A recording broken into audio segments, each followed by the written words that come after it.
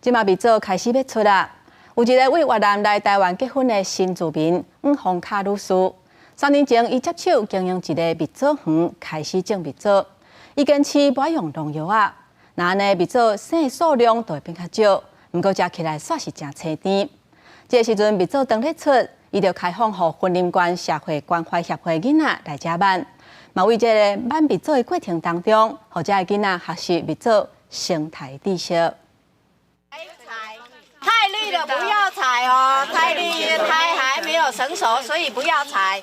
第一回来到蜜枣园，囡仔拢真欢喜，因为这个蜜枣拢无农药，要食倒一粒在人介意，小可细一个就会当食。吃起来感觉怎么样？脆脆的，这里的蜜枣我觉得很好吃，然后很甜，然后之后那个摘蜜枣的感觉我觉得特别好玩。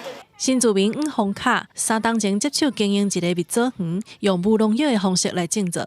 今年受到天灾等等环境因素的影响，蜜枣的数量虽然有较少，不过因为是有机的种植，所以甜度平均拢较悬。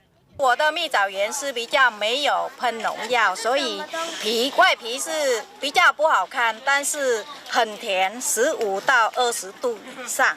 那我们协会就是在照顾客照班的孩子，有新住民2代，所以他希望说透过这样子一个服务的体验学习，让孩子可以现场可以看到蜜枣的成长的部分。来班过节的囡仔伫黄凤卡的小介之下，唔但会当食到甜美美的蜜枣，嘛通对这当中学到实用的生态知识。记者综合报道。